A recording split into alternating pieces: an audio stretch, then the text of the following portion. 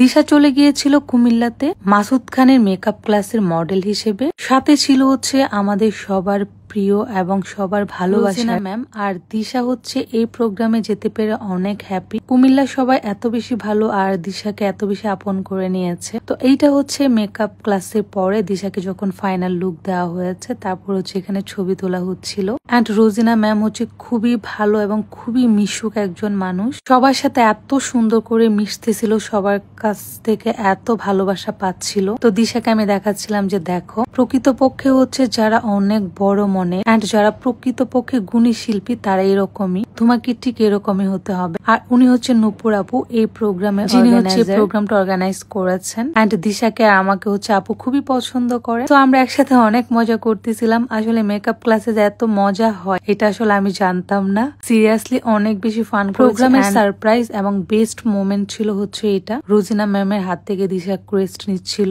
এটা টোটালি আমাদের কাছে আনএক্সপেক্টেড এবং সারপ্রাইজ ছিল, আমরা টোটালি জানতাম না। সো এই যে দিশাকে সাজানোর পরে দিশার লুকটা যেটা মাসুদ খান করেছেন, এন্ড খুবই কম সময়ে হচ্ছে দিশার এই লুকটা করে দিয়েছে।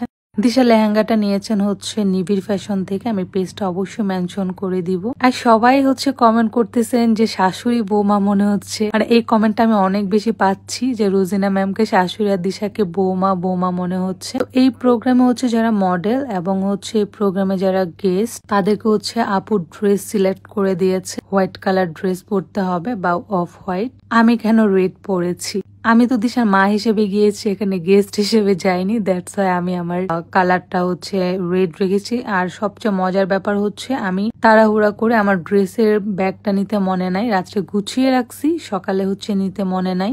দেন হচ্ছে আমি কুমিল্লা গিয়ে আড়ং থেকে আমি ড্রেসটা পারচেস করে পরে দেন হচ্ছে প্রোগ্রামে গেছি।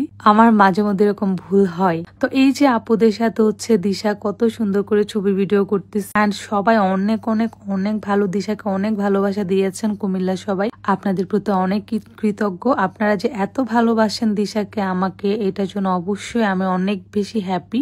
আমি চাই আপনাদের দিশা আপনাদের কাছে সারা জীবন এরকমই থাকুক ভালোবাসার হয়ে।